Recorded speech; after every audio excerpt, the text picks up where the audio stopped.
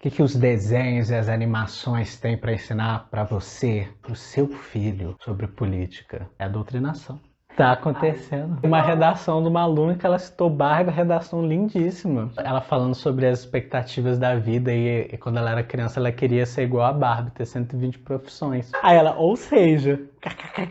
E hoje a gente vai falar... Do que a gente vai falar? A gente vai falar de um assunto delicado, porque assim, às vezes... Parece que não tem nada a ver uma coisa com a outra, mas tem. Tudo tem a ver com política e organização social. E aí a gente já falou disso, né? Sem algum vídeo que vai aparecer no card, é só o momento de aparecer no card. E hoje é o segundo episódio do nosso especial infância que a gente tá fazendo aqui no mês de outubro. E hoje a gente vai falar sobre as animações que acabam tendo alguma conotação política. E não são algumas animações específicas não, porque na verdade tudo tem um discurso político por trás. E a gente vai partir de 3 obras, do livro A Revolução dos Bichos, do filme A Fuga das Galinhas e do filme B-Movie. Todas as 3 obras trabalham um pouco dessa organização social que tem alguma conotação política. Mas antes de qualquer coisa, se inscreve aí no canal, ativa o sininho para você ficar sabendo dos novos vídeos que a gente está lançando, deixa sua curtida e vai comentando o que você está achando das nossas análises.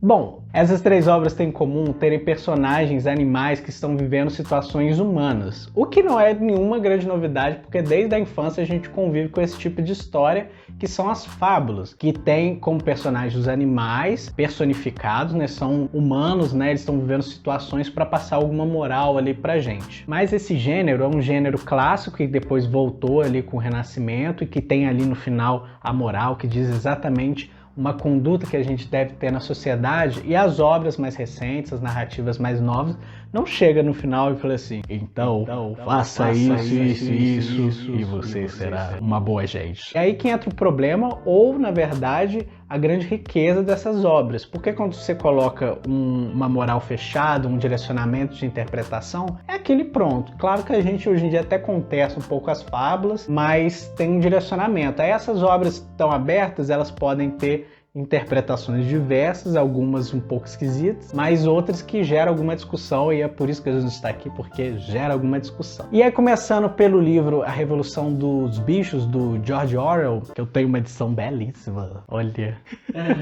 que é do Quadrinhos na CIA, né, da CIA das Letras, que podia patrocinar a gente. Que é uma obra clássica do George Orwell, que inclusive agora está com uma nova tradução, que é A Fazenda dos Animais, justamente pela grande polêmica que começa no título dessa obra. A Revolução dos Bichos, tradicionalmente, já induz um pouco uma leitura de que essa seria uma alegoria da Revolução Russa, porque lá você tem um conselho de animais que são liderados por um porco sábio, velho, com grandes ideais de igualdade entre os animais, e em um determinado momento da história eles tomam a fazenda dos humanos e começam a gerir ali.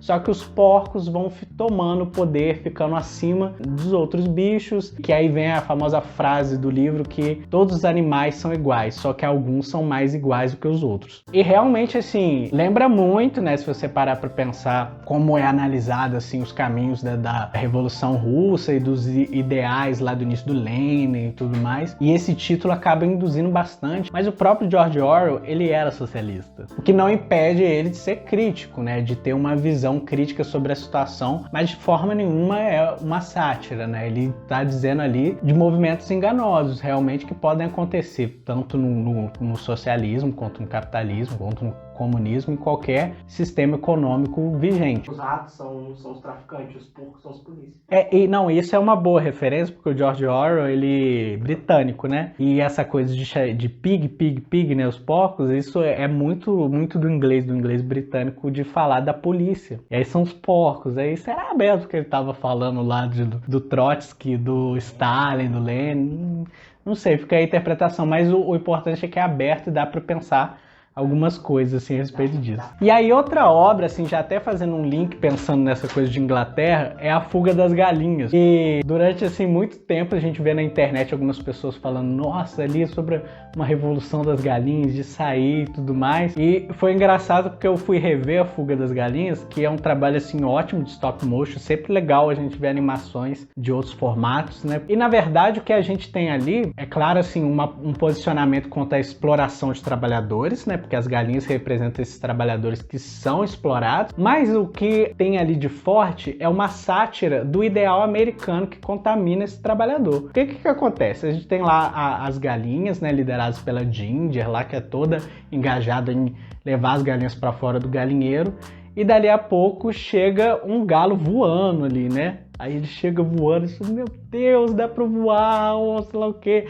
Ele chega voando com a bandeira dos Estados Unidos. Inclusive, ele é dublado por uma grande estrela da época dos Estados Unidos, que era o Mel Gibson, né? E aí, ele, fugindo de uma situação, ele acaba ficando ali, topando a ideia, que é bem farsesca mesmo, de ensinar as galinhas a voarem. Em um determinado momento, assim, ele é descoberto, porque ele, na verdade, ele era um galo de circo, ele voava, assim, com um canhão, e isso em si já é um grande simbolismo, assim, de uma farsa e de um espetáculo, né, que é atribuído ali aos Estados Unidos, né, espetaculariza tudo e nada de efetividade, só motivação, você vai conseguir, mas nada de concreto. E o desfecho do filme, não é spoiler, né, porque esse filme tem mais de 20 anos, o desfecho do filme, eles vão conseguir a solução do avião com o galo velhinho que estava lá no galinheiro, né? O herói de guerra britânico.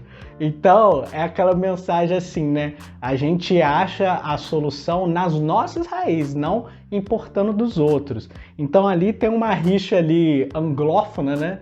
De Inglaterra e Estados Unidos enorme. A gente que tem aqui a resposta não são vocês, não, que vocês são circo, vocês são Hollywood, são a imagem. E aí outro filme que de repente tem uma aparência de ter uma mensagem muito libertadora, que é o B-Movie, e na verdade não, o final assim tem uma virada muito esquisita, né? Que tem a história dessa abelha, o Barry, que ele tá entrando pro mundo do mercado e eles têm que decidir no mundo das abelhas com o que eles vão trabalhar pro resto da vida. Ele é um pouco frustrado com isso, ele vai fazer um teste de carreira no mundo dos humanos, e ali ele conhece uma humana, ele fica envolvido ali com ela gostar dos animais, das flores. E aqui no mundo dos humanos, o Barry descobre a apicultura, que no filme ele vê lá assim várias abelhas sendo exploradas, elas recebem aquele gás para ficarem tontas e produzir mel ali para os humanos. Ele fica revoltado com aquilo e tem todo um momento de processo judicial, porque o mel de direito era das abelhas e os humanos não poderiam explorar. Até aí tudo bem. Só que aí a consequência disso, né? Esse é o momento da história que é aquela virada, né? Que a gente chama de virada da história, né? O plot twist, reviravolta, né? Em que, assim, quando as abelhas têm o mel todo para si, elas não precisam trabalhar mais 24 horas por dia, não precisam mais ter aquele trabalho o tempo todo, tem o mel todo ali, e isso acaba sendo colocado como uma coisa ruim, né? Eles estão perdendo ali um propósito de vida, os parques começam a ficar feios, as flores murcham, o mundo vai ficando feio. Aí no final, assim, tem uma reconciliação, aí eles voltam a fazer fazer mel ali para os humanos e dividir, e no final assim tem uma mensagem que aparentemente é sobre colaboração, mas que na verdade é o seguinte, né? Aqueles que produzem a riqueza, eles têm que continuar produzindo para aqueles que têm muito, porque senão o mundo vai ser feio, o mundo vai perder a beleza, e essas pessoas, o único sentido para a vida delas é trabalhar. Hoje, gente, coisa complicada, né? E daí com essas três visões, a gente pensa assim que em uma tá assim exaltando que o trabalho de base, assim, mesmo que exaustivo, ele tem que ser feito para uma manutenção do mundo. No outro, que é a Fuga das Galinhas, tem apesar de ser uma visão nacionalista, tem uma visão de libertação desse trabalho de base, né, que eles têm que fazer para si. No final, as galinhas formam uma comunidade sem os humanos. E na Revolução dos Bichos se tem, assim, essa avaliação ruim desses bichos que se colocam como superiores quando eles se saltam ali dos humanos, né, quando eles se separam daqueles que exploram, né? Eu acho que como avaliação acaba ficando muito complicado pro B-Movie, de uma forma assim muito, muito bonita, muito dentro ali dos Estados Unidos, né? Muito romanceada no encontro ali do Barry com a humana, que esse tipo de manutenção tem que continuar, esse tipo de serviço tem que continuar. Quando na verdade não. Cada comunidade tem que se virar de alguma forma, né? Vocês não concordam comigo que uma espécie não pode explorar a outra, ou uma comunidade não pode explorar outra? Se vocês concordam comigo, é hora de fazer revolução, proletariado. Então acaba que no final a gente percebe assim que essas narrativas usando animais, principalmente animais com comportamento coletivo, elas acabam por refletir a política, que política nada mais é do que isso, a forma como a gente lida na polis é na cidade, então é na comunidade. Não se trata assim de falar assim de algum partido ou não. Todas essas obras estão dizendo como que você lida com aqueles que são iguais a você. Então a gente percebe assim que mesmo nos desenhos que não tem essa intenção, né, os desenhos são para divertir, para encantar, tem ali essa camada de discurso político mesmo, que um que é revolucionário, mas com crítica a essa revolução, um que é libertário e o outro que é de manutenção de exploração, realmente, né?